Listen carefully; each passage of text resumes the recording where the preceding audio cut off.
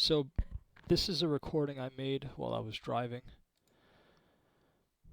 and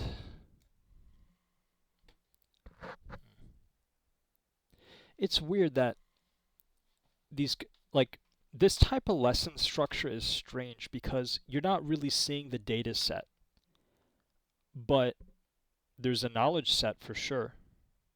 And there has to be something that unites so much data.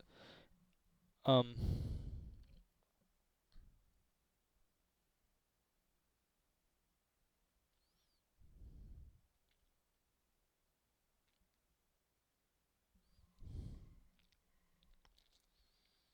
anyway, I could just cut to it.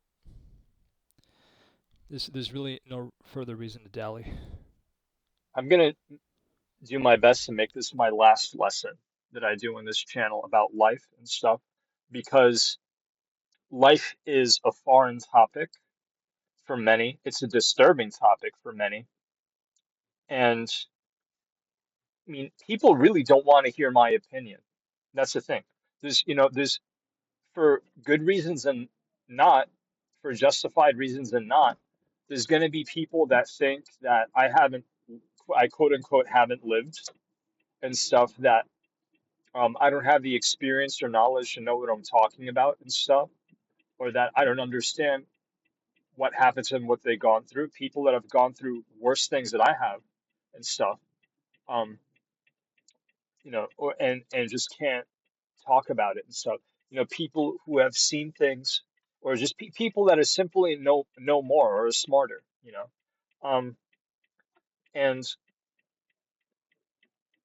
so I'm not going to say too much about it. I'm not going to, and you're never going to hear me say like, "Oh, I've got life figured out. This is what it is." Like, no, like this is just the data as far as I can consider personally, while I'm, tr working at the same time that I'm making this recording. Um, and yeah, so this is approaching the topic like why life is painful stuff. Um, Life has a very similar quality to the Venus flytrap as an analogy. So, as an analogy, the Venus flytrap is the result of successive evolution and stuff. That the strong dominant genes remain and stuff, and that the environment was permissive and cultivative of these Venus flytraps. Um, the Venus flytrap has no moral reasoning. It just reacts to the fly and stuff, and it will kill that fly for its own survival and stuff. Um, when there are in fact other options and stuff, but the fly trap doesn't access or realize these other options because it's a fly trap and stuff. So this is not about fault finding or anything. This is about analysis. And so arguably, in many cases, the Venus flytrap does murder and stuff, as many um, organisms in the wild do and stuff.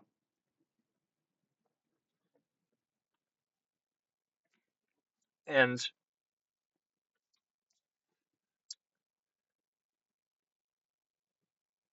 but so this is so to bring the analogy to a complete circle and stuff,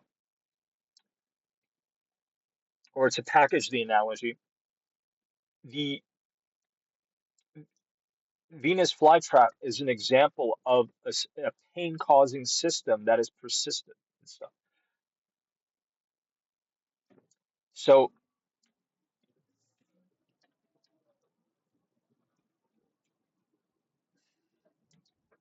so my claim here is that life is painful because of we tend to simply not be aware of the material and the people in our lives and the decisions we make that lead to that suffering and stuff, and we don't really do anything about it. There's something about us that reduces our sensitivity and future orientation and stuff in a way that allows us to technically answer these potential complications. Something that makes us not pay attention to the environments we enter and, and such things, the groups that we choose to associate with. And we often become those mechanisms too.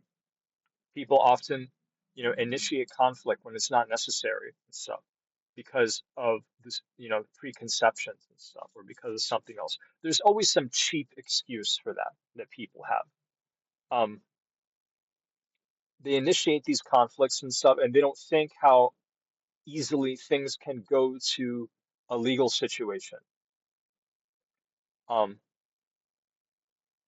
where somebody who really doesn't deserve it might end up getting the short end of the stick, you know?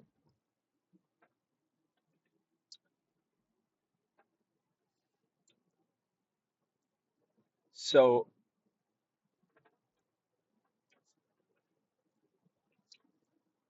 yeah.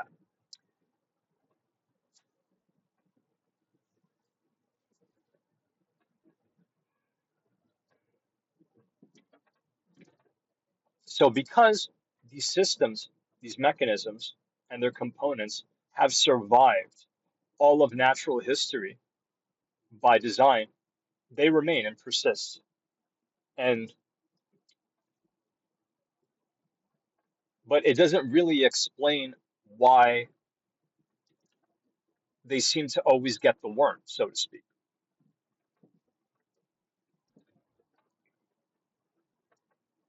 Is there an attractive force in something?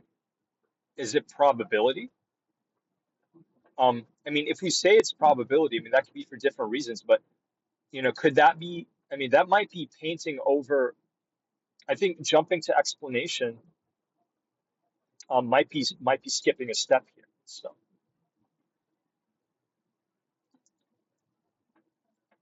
So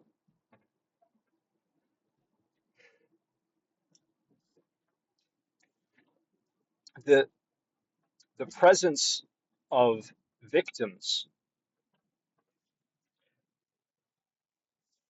and how they get ensnared has to do with the real reason for why, you know, might have something to do with the real reason for why things go wrong.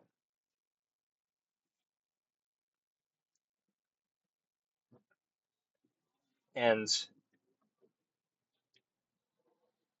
I mean, I guess when we kind of put it in the frame of massive energy and stuff, I mean, it could be just considered a natural consequence of what must happen and stuff from a point of minimal assumption and stuff.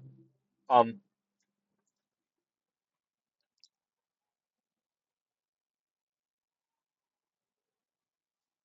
but in the larger picture, so and now after I made a cut here because after some thinking, I need to do some thinking.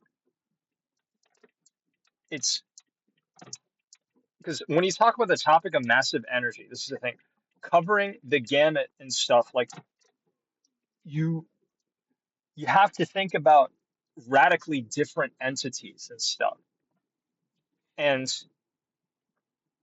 try to generalize as well as possible to get a general model and stuff. So with the time that I could get and stuff, in my general mental model, victimization and predation happens because these are coincidental and stuff, meaning they both happen at the same, in the sense that they both happen at the same time. So, um, victimization and predation, or bad outcomes, that and all these have similar traits. These happen because um, energy has a compulsion to express itself constantly. The entire universe is not only coming out of the Big Bang and stuff, but in this huge expulsion of energy and stuff, there's there's inertia and stuff, which is caused by the the wave-like motion of all the particles, both on the classical scale and on the quantum scale. And the quantum scale, the reverberations are extremely rapid. So, um, because the energy is clearly so immense from the amount of mass that there is. So, um,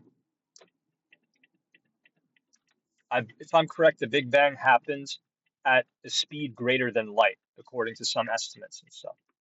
But of course, there's some universal laws that say nothing's greater than light and stuff, but which doesn't explain tachyons. Um, and it doesn't explain the principles behind faster than light travel. It doesn't, and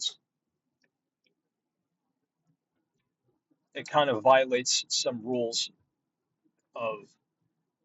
I mean, but we'll talk about the logical premise behind um, light speed limitations and relativity and stuff in another lesson. I really don't want to go too much into physics right now because we're just focusing on life and stuff from a grounded perspective or rational perspective. So the predation, victimization, and mishaps, those happen because um, those are realizations of energy, which means that there was susceptibility and there was permission and stuff.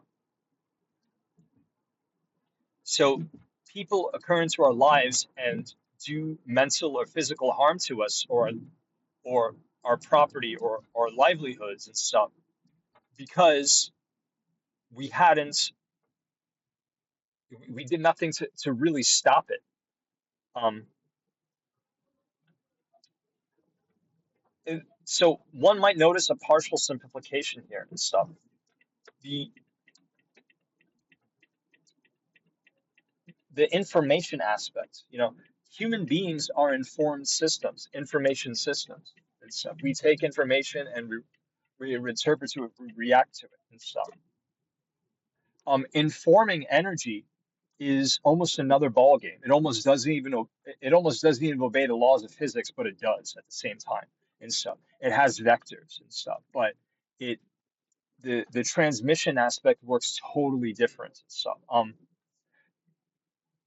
It's the informing energy is striking a processor and stuff, and the processor is constructed by these arguably intelligently designed constructs and stuff, but these constructs are clearly um, generated by some kind of a programming stuff, which is, I mean, kind of just repeating old premises here and stuff. But so I really don't want to talk too much in circles. Um, but I think from this is done justice in a universally referential way and stuff um, as to why mishaps, victimizations, and predations happen in our lives. And adapting to that reality is how we avoid suffering.